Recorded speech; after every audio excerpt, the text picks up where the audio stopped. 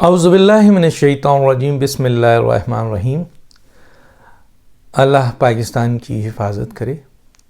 सबसे पहले हमारा दीन इस्लाम, उसके बाद हमारा प्यारा पाकिस्तान, और उसके बाद पाकिस्तान के अहम तरीन इदारे जिनमें फ़ौज पाकिस्तान सर फहरिस्त है।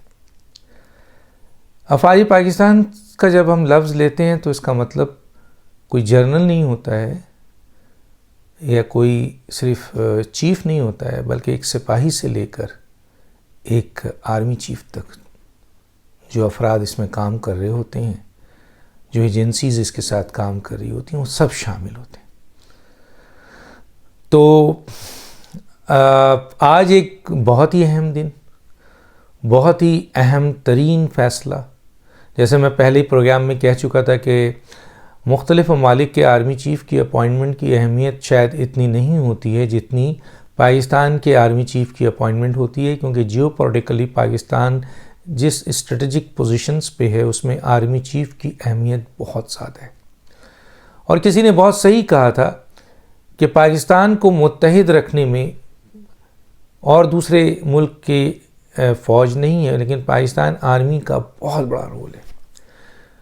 और दुनिया में इस बात को माना जाता है, और दुनिया में पाकिस्तान की आर्मी की जो सिपह सालार होता है उसकी अहमियत होती है। और आज अल्हम्दुलिल्लाह general Asim Munir army chief हो गए और जॉइंट चीफ़ ऑफ स्टाफ के लिए जनरल शमशाद अहमद साहब को फाइनल कर दिया है, नोटिफिकेशन निकल गया अब तो, यानी अब वो बाज़ाफ्ता तौर पर, क्योंकि जो एक छोटी सी रुकावट थी और वो रुकावट का भी फ़ैसला कर लिया गया था, एक गन डालने की कोशिश की थी। अब्दुल्ला की बेगानी शादी में अब्दुल्ला दीवाना जो हमने देखा, और जिस तरीके से इस अहम तरीन पोस्ट को, इस अहम तरीन जगह को मुतनाज़ा बनाने के लिए जलसे, जुलूस, गालियाँ, धमकियाँ और इल्ज़ामात, संगीन इल्ज़ामात, पता नहीं क्या कुछ लगाया गया,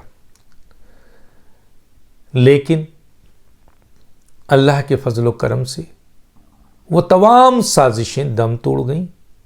और आज वज़ीर आज़म पाकिस्तान ने एक बड़ा अहसन फ़ैसला किया कि 6 अफराद की लिस्ट में से, जो कि GHQ से आई थी, 6 के 6 जनरल, उनमें से जो ऊपर के 2 सीनियर मोस्ट जनरल थे, उनको ये दोनों ओहदे पे नामज़द कर दिया गया।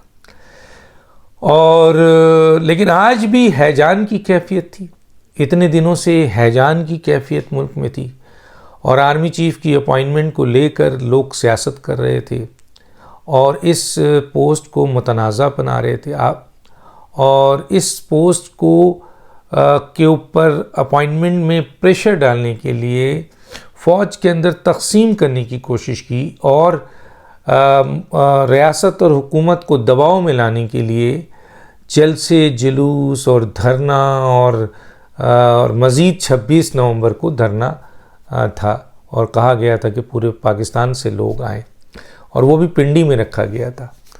लेकिन शायद रखने वाले को इस बात का अंदाज़ा नहीं था कि पाकिस्तान की हुकूमत के पास ये इख्तियार है, और आइन उसको इख्तियार देता है कि वो 26 से पहले ही आर्मी चीफ़ को अपॉइंट कर दें। हाँ, करने वाले, साजिश करने वालों के जहन में ये था कि अगर ऐसा कोई वाक़या होता है तो वो सदर को इस्तेमाल करेंगे, लेकिन शायद वो भूल गए थे कि सदर का अगर वो इस्तेमाल करते भी हैं तो फेडरल गवर्नमेंट के पास कई ऑप्शन हैं जिसके बुनियाद पर वो अपने आर्मी चीफ़ और जॉइंट चीफ़ ऑफ स्टाफ को बाज़ाब्ता नोटिफाई कर सकते हैं। और वो मैंने आपको पिछले उसमें बता दिया कि रूल ऑफ बिज़नेस को तब्दील कर दिया जाता है, जो आर्टिकल 57 में मौजूद है। वज़ीर आज़म का इस्तेहक़ाक़ है ये भी कि काबीना उस रूल ऑफ बिज़नेस को तब्दील कर देती, जो 57 यानी 15 रूल नंबर 15 था उसको तब्दील कर देती, और समरी की ज़रूरत नहीं थी, प्राइम मिनिस्टर ख़ुद फ़ैसला कर देता। तो यहाँ पर ये चीज़ भी थी। इसके अलावा वज़ीर आज़म जो मौजूदा आर्मी है वो रिटायर होने से उनको एक्सटेंशन और मिल जाती, एक्सटेंशन का इख्तियार प्राइम मिनिस्टर को है, सुप्रीम कोर्ट ने ये ऑलरेडी इस पे फैसला किया हुआ है। तो वो 10 दिन और दे देते, आप 25 दिन रोकते ना ज़्यादा से ज़्यादा, तो वो 25 दिन और दे देते। 26वें दिन तो आप नहीं, आप वही समरी आपको मुंह चढ़ाती हुई वापस आ जाती अगर कुछ भी नहीं करते। लेकिन ये भी था। दूसरा ये था कि जी 27 को आसिम मुनीर जो है वो रिटायर कर रहे हैं, तो हुकूमत पाकिस्तान के पास ये इख्तियार है कि उन्होंने उनको रिटेन कर लिया, रिटेंशन कर ली। तो वो जो रिटेंशन हो गई तो इसका मतलब है कि वो रिटायर उस दिन नहीं हो रहे हैं। तो जब ये सारी चीज़ें सदर पाकिस्तान आरिफ अलवी को आई, जो कि अपने इस सेरेमोनियल इख्तियारात को इस्तेमाल करके गन डालना चाह रहे थे इमरान खान के कहने पर, वो लाजवाब हो गए। फेडरल गवर्नमेंट ने बहुत खूबसूरत शॉट मारी, और वो शॉट ऐसी मारी कि इमरान खान और आरिफ अलवी जो सदर हैं, जो कल स्टेटमेंट था इमरान खान का कि मैं और आरिफ अलवी कानून के मुताबिक खेलेंगे, तो यही था, एक कानून के मुताबिक आके आप डिले कर सकते थे, इससे ज़्यादा आप कुछ नहीं कर सकते थे, कुछ भी नहीं। 25 दिन के बाद ऑलरेडी ये समरी अप्रूव हो जाती, 15 दिन पहले 10 दिन बाद में आप फेंकते। लेकिन आपके पास ये कानूनी उसके अलावा कोई नहीं था, और उसका जो तोड़ था फेडरल गवर्नमेंट ने already extension, retention, rule of business में तब्दीली, आर्टिकल 15 में तब्दीली, 57 के तहत तब्दीली, प्राइम मिनिस्टर को इख्तियार, सदर गए। लेकिन इन तमाम चीज़ों के बावजूद सदर का ये इक़दाम कि जब उनके पास ये समरी आई और ये इमरान खान से मुशावरत के लिए लाहौर गए और वहाँ मुशावरत हुई और वहाँ से वापस आए, इस कर तो कुछ नहीं सकते थे, लेकिन ये इक़दाम सदर की इस ओहदे को शर्मनाक करता है, हलफ को तोड़ता है।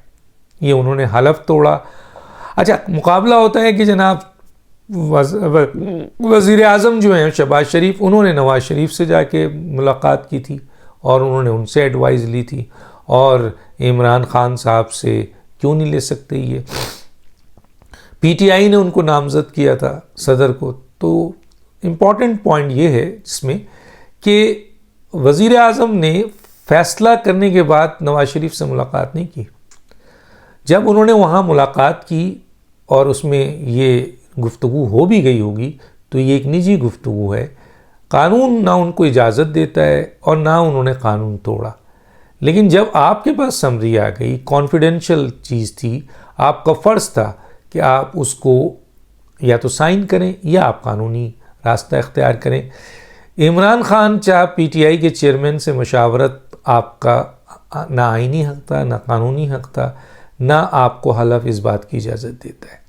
तो आपने ये हलफ तोड़ा, गैर आईनी काम किया, गैर कानूनी काम किया, लेकिन इसके बावजूद वहाँ बैठकर जब आपको ये अंदाज़ा हुआ कि आप तो कुछ भी नहीं कर सकते, फेडरल गवर्नमेंट ने तो अपने ए प्लान, बी प्लान, सी प्लान, डी प्लान सब रखा हुआ है, और सारे प्लान इम्प्लीमेंट होंगे तो आप ज़ीरो हैं, शर्म आएगी।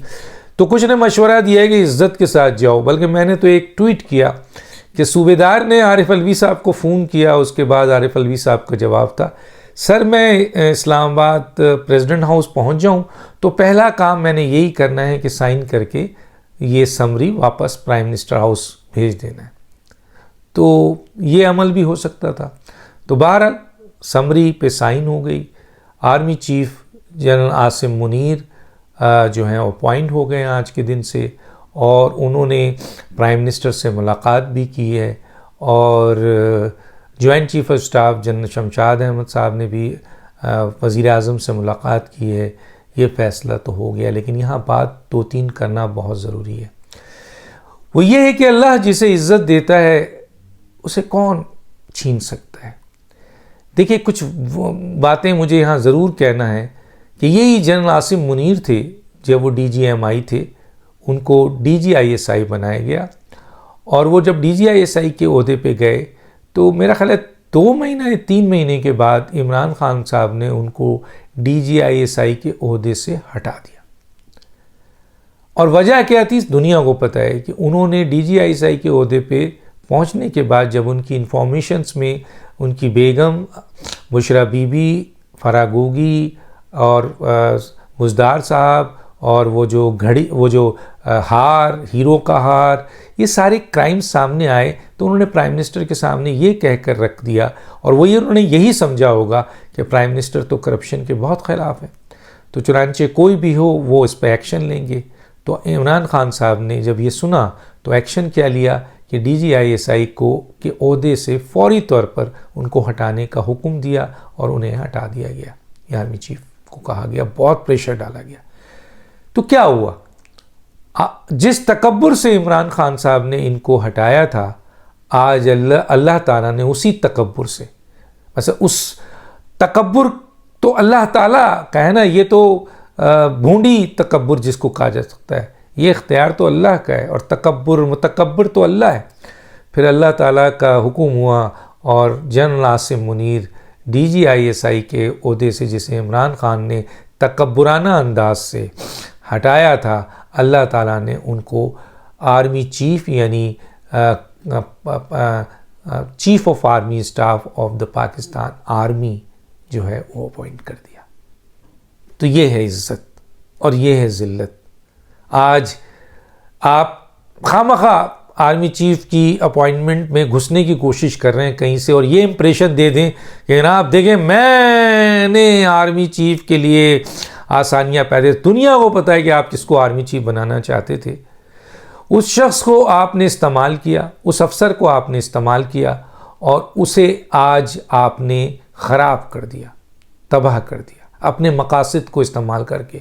उनकी भी गलती थी कि वो आपके हाथों इस्तेमाल हुए और उसकी बुनियाद पर उन्होंने अहम तरीन उस ओहदे पे बैठकर आपके हाथों इस्तेमाल हो गए और आज साइडलाइन हो गए। आप ने एक अहम तरीन इस इदारे के अफसर को अपने मज़मूम मकासद के लिए, सियासी मकासद के लिए इस्तेमाल किया। तो ये चीज़ थी। आज अल्लाह ने उनको सुरखरू किया। आसिम मुनीर एक बड़े प्रोफेशनल्स, बड़े प्रैक्टिकल्स, बड़े दयानतदार, बड़े आपके कहना चाहिए कि एक्स्ट्रा ऑर्डिनरी उनके अंदर क्वालिटीज़ है। और न सिर्फ वो एक बड़े प्रोफेशनल जर्नल हैं, बड़े आपके उनका तजर्बा बहुत वसी है। वो एक बड़े दयानतदार और नफीस इंसान भी हैं, वो तहज्जुद गुज़ार भी हैं, वो हाफिज़ कुरान भी हैं, और इसके साथ साथ पाकिस्तान के अहम तरीन ओहदों पे वो फाइज़ रहे और उन ओहदों में उन्होंने पाकिस्तान के लिए बेहतरीन खिदमात अंजाम दी। आपको मैं यहाँ पे ये बताना चाहता हूँ कि आसिम मुनीर साहब जो आर्मी चीफ बने हैं, फ़ौज के तनकीद बहुत सारे तनकीद निगार होते हैं और मुझे उनसे भी बात हुई, लेकिन आज chief of army staff of the Pakistan army general Asim Munir की अपॉइंटमेंट पे मुझे कहीं से भी मासवाए PTI या इमरान खान सपोर्टर के अलावा कहीं से भी एक छोटी सी तनकीद नहीं मिली। और सब ने ये कहा कि वज़ीर आज़म शहबाज शरीफ का ये बड़ा अहसन फ़ैसला है कि आसिम मुनीर को आर्मी चीफ और जनरल शमशाद अहमद साहब को जो दूसरे नंबर पे थे उनको जॉइंट चीफ ऑफ स्टाफ बनाया। ये वज़ीर आज़म का बेहतरीन फ़ैसला है। तनकीद निगारों ने जो अफवाज पाकिस्तान पे तनकीद करते रहे हैं और कर रहे हैं, लेकिन उन्होंने इस अपॉइंटमेंट के ऊपर ये बात की। हम जैसे लोग तो दुआगो भी थे, हम तो हमेशा दुआगो हैं कि पाकिस्तान में ऐसे अस्करी क़यादत भी और सिविलियन क़यादत भी ऐसी आए जो पाकिस्तान से मोहब्बत करती हो, पाकिस्तान की कौम से मोहब्बत करती हो, जिनकी पूरी तवज्जो पाकिस्तान को दुनिया का बेहतरीन मुल्क बनाने में हो, जो अपने दीन इस्लाम से मोहब्बत करते हों, जो पाकिस्तान से मोहब्बत करते हों और जो पाक आर्मी से मोहब्बत करते हों और इसी तरह पाकिस्तान की आवाम से मोहब्बत करते हों। तो चुनांचे आज बड़ा अच्छा फ़ैसला हुआ है और बड़ा शानदार फ़ैसला हुआ है। डॉक्टर दानिश को इजाज़त दीजिए। अल्लाह हाफ़िज़।